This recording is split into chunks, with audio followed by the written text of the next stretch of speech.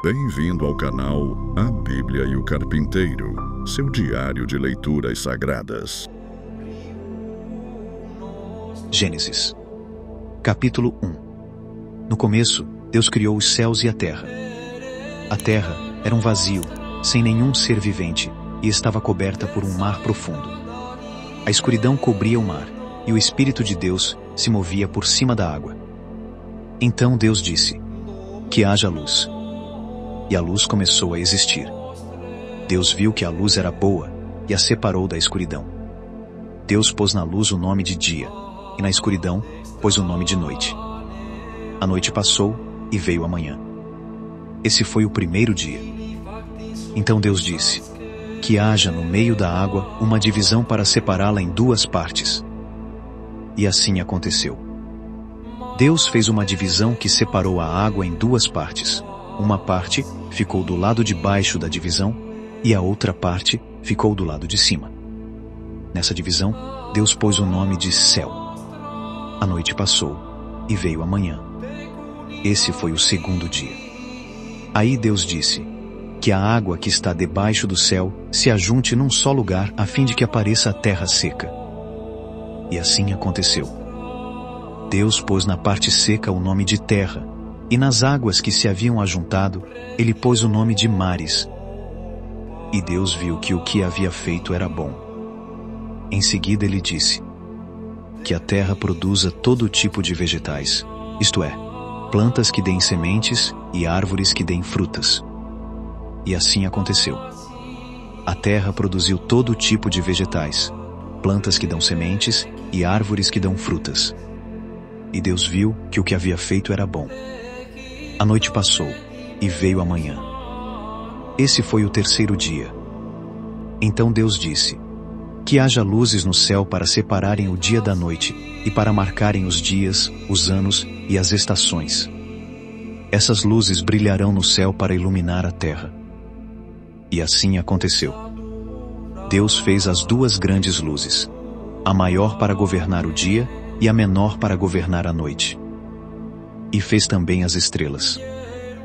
Deus pôs essas luzes no céu para iluminarem a terra, para governarem o dia e a noite e para separarem a luz da escuridão. E Deus viu que o que havia feito era bom. A noite passou e veio a manhã. Esse foi o quarto dia. Depois Deus disse: "Que as águas fiquem cheias de todo tipo de seres vivos e que na terra haja aves que voem no ar."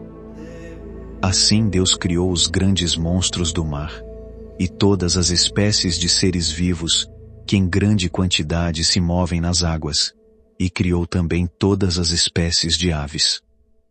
E Deus viu que o que havia feito era bom. Ele abençoou os seres vivos do mar e disse: "Aumentem muito em número e encham as águas dos mares, e que as aves se multipliquem na terra." A noite passou e veio a manhã. Esse foi o quinto dia. Então Deus disse: "Que a terra produza todo tipo de animais, domésticos, selvagens e os que se arrastam pelo chão, cada um de acordo com a sua espécie." E assim aconteceu. Deus fez os animais, cada um de acordo com a sua espécie, os animais domésticos, os selvagens e os que se arrastam pelo chão. E Deus viu que o que havia feito era bom.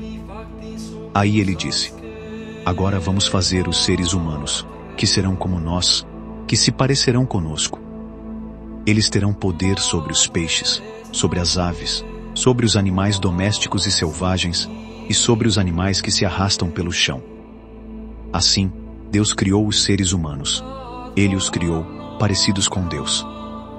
Ele os criou homem e mulher, e os abençoou, dizendo: "Tenham muitos e muitos filhos. Espalhem-se por toda a terra e a dominem. E tenham poder sobre os peixes do mar, sobre as aves que voam no ar e sobre os animais que se arrastam pelo chão. Para vocês se alimentarem, eu lhes dou todas as plantas que produzem sementes e todas as árvores que dão frutas. Mas para todos os animais selvagens, para as aves e para os animais que se arrastam pelo chão, dou capim e verduras como alimento. E assim aconteceu. E Deus viu que tudo o que havia feito era muito bom. A noite passou e veio a manhã. Esse foi o 6º dia. Gênesis, capítulo 2. Assim terminou a criação do céu e da terra, e de tudo o que há neles. No 7º dia, Deus acabou de fazer todas as coisas e descansou de todo o trabalho que havia feito. Então abençoou o 7º dia e o separou como um dia sagrado, pois nesse dia ele acabou de fazer todas as coisas e descansou. E foi assim que o céu e a terra foram criados. Não haviam brotado nem capim, nem plantas, pois o Senhor ainda não tinha mandado chuvas, e não havia ninguém para cultivar a terra. Mas da terra saía uma corrente de água que regava o chão. Então, do pó da terra, o Senhor formou o ser humano. O Senhor soprou no nariz dele uma respiração de vida, e assim ele se tornou um ser vivo. Depois, o Senhor Deus plantou um jardim na região do Éden, no leste, e ali pôs o ser humano que ele havia formado. O Senhor fez com que ali crescessem árvores lindas de todos os tipos, que davam frutas boas de se comer. No meio do jardim ficava a árvore que dá vida, e também a árvore que dá o conhecimento do bem e do mal. No Éden nascia um rio que regava o jardim e que, saindo dali, se dividia, formando 4 rios. O primeiro é o Pison, que rodeia a região de Havilá, onde há ouro. O ouro dessa região é puro, e ali também há um perfume raro e pedras preciosas. O segundo rio se chama Gion. Ele dá a volta por toda a região de Cush. O terceiro rio é o Tigre, que passa a leste da Síria. E o quarto rio é o Eufrates. Então o Senhor Deus pôs o homem no jardim do Éden, para cuidar dele e nele fazer plantações. E o Senhor deu ao homem a seguinte ordem: você pode comer as frutas de qualquer árvore do jardim, menos da árvore que dá o conhecimento do bem e do mal. Não coma a fruta dessa árvore, pois no dia em que você a comer, certamente morrerá. Depois, o Senhor disse: não é bom que o homem viva sozinho. Vou fazer para ele alguém que o ajude como se fosse a sua outra metade. Depois que o Senhor Deus formou da terra todos os animais selvagens e todas as aves, ele os levou ao homem para que pusesse nome neles.